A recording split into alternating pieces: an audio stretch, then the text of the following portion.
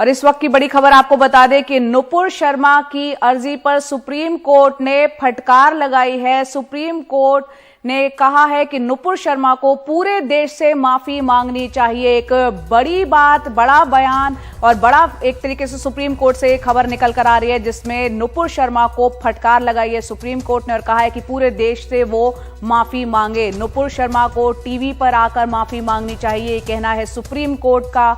नुपुर शर्मा की वजह से उदयपुर की घटना हुई, ये कोई और नहीं बल्कि देश की सर्वोच्च अदालत सुप्रीम कोर्ट कह रही है। साथ ही सुप्रीम कोर्ट ने यह भी कहा कि खुद को वकील कहती हैं नुपुर शर्मा, फिर भी ऐसा बयान उन्होंने दिया।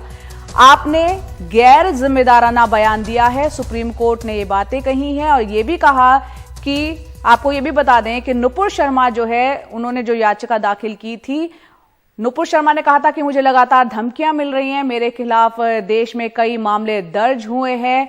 और जब ये याचिका सुप्रीम कोर्ट में पहुंची तो उस अर्जी पर सुप्रीम कोर्ट ने जबरदस्त फटकार लगाई है नुपुर शर्मा को। नुपुर शर्मा बीजेपी की प्रवक्ता रह चुकी हैं, फिलहाल उनको बीजेपी ने सस्पेंड कर दिया है। जिस तरह से प्रॉफिट मोहम्मद के खिलाफ आपत्तिजनक उन्होंने टिप्पणी की थी, उसके बाद तनावपूर्ण माहौल कई जगह देखने को मिला था। और हाल फिलहाल हमने देखा उदयपुर में किस तरह से कन्हैया लाल, जो कि एक टेलर है, उसकी निशंस हत्या कर दी गई थी। और सुप्रीम कोर्ट ने माना है कि ये जो हत्या हुई है, ये नुपुर शर्मा ने जो बयान दिया है उस घटना की, उसकी वजह से हुई है।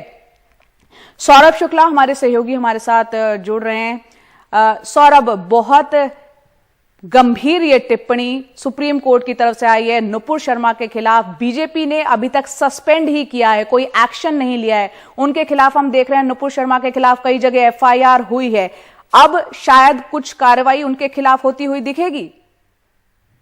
देखिए, होती हुई दिखेगी नहीं दिखेगी, अब तो ये बीजेपी के ऊपर है। लेकिन अभी सुप्रीम कोर्ट ने काफी कड़े शब्दों में नुपुर शर्मा ने आज सुप्रीम कोर्ट का रुख किया था, ये मांग करते हुए कि उनके खिलाफ विभिन्न राज्यों में एफआईआर दर्ज हुई हैं, उन सारी एफआईआर को क्लब कर दिया जाए और सबकी इन्वेस्टिगेशन दिल्ली में की जाए, क्योंकि उनकी जान को थ्रेट है। इस पर सुप्रीम कोर्ट ने उनको जमकर फटकार लगाई है। सुप्रीम कोर्ट ने कहा कि आपने बहुत गैर जिम्मेदाराना बयान दिए हैं टीवी डिबेट में जाकर के। आपने नहीं सोचा कि आपके बयानों से जो भारत का, समाज का सोशल फैब्रिक है, सामाजिक सौहार्द है, वो खराब हो जाएगा। उन्होंने कहा कि देश में सबको अपना फंडामेंटल राइट है अपने विचार व्यक्त करने का, लेकिन इसका मतलब ये नहीं कि आप भड़काऊ बातें कहें, भड़काऊ बयान दे दें। और कोर्ट ने यह भी कहा है कि इनके बयान की वजह से आज देश में अस्थिरता का माहौल हो गया है। तो तमाम कड़े शब्दों में निंदा की है। जस्टिस सूर्यकांत हैं जो केस की सुनवाई कर रहे हैं।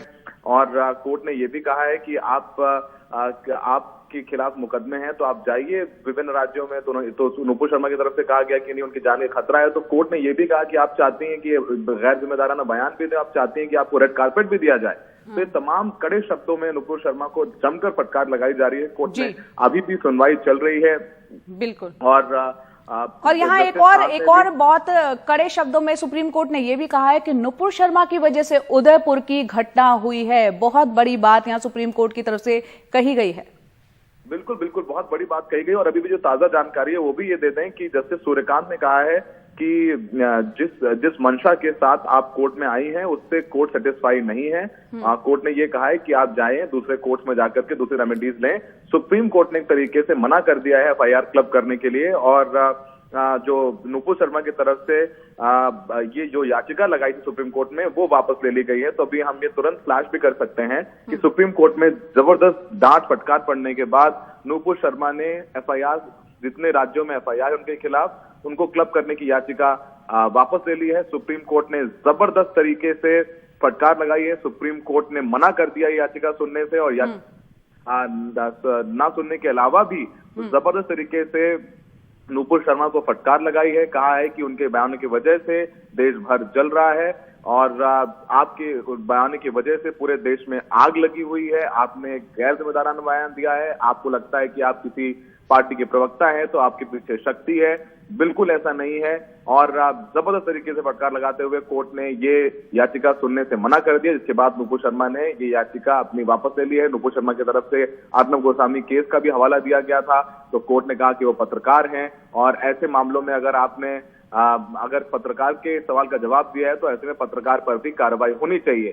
तो ये तमाम कठोर बातें और बड़े कड़े शब्दों में नुपुर शर्मा की जो बयान उसकी निंदा की है। सुप्रीम कोर्ट की तरफ से बयान आने के बाद जरूर ऐसा लगता है कि कोई कार्रवाई होनी चाहिए, क्योंकि सुप्रीम कोर्ट ने तो ये बयान दिए, लेकिन दिल्ली पुलिस ने नुपुर शर्मा और तमाम जो हेट स्पीच देने वालों के खिलाफ एक मुकदमा दर्ज कर रखा है, लेकिन अब तक उसमें किसी की गिरफ्तारी, किसी से कोई आधिकारिक औपचारिक तौर पर पूछताछ नहीं हुई है। तो उस एफआईआर में कुछ हो नहीं रहा है, तो शायद अब आगे बढ़ेगा। लेकिन बड़ी खबर यही है कि सुप्रीम कोर्ट ने नुपुर शर्मा की सारी एफआईआर क्लब करके एक जगह सुनवाई करने की मांग को खारिज कर दिया है। नुपुर शर्मा को एक बहुत बड़ा झटका लगा है और कोर्ट ने यह भी कहा है कि नुपुर शर्मा के बयानों की वजह से पूरे देश में आग लग गई है। बिल्कुल, ये एक बड़ी खबर इस वक्त सुप्रीम कोर्ट से आई है, जहां पर जो याचिका दाखिल की थी नुपुर शर्मा ने, जिसमें कहा था अलग अलग राज्यों में उनके खिलाफ जो एफआईआर है उसको क्लब कर दिया जाए, इस याचिका को सुनने से सुप्रीम कोर्ट ने इनकार कर दिया। न सिर्फ इनकार की है, कड़े शब्दों में यहां पर सुप्रीम कोर्ट ने एक फटकार लगाई है नुपुर शर्मा को और ये कहा है कि वो टीवी पर आकर माफी उन्हें मांगनी चाहिए। नुपुर शर्मा की वजह से उदयपुर की घटना हुई, खुद को वो वकील कहती हैं, फिर भी ऐसा बयान दिया, आपने गैर जिम्मेदाराना बयान दिया। ये तमाम बातें सुप्रीम कोर्ट ने कही है, जस्टिस सूर्यकांत ने कही है और ये भी कहा है कि जिस तरह की ये यहां पर नुपुर शर्मा जो है वो पूरे देश से माफी उनको मांगनी चाहिए।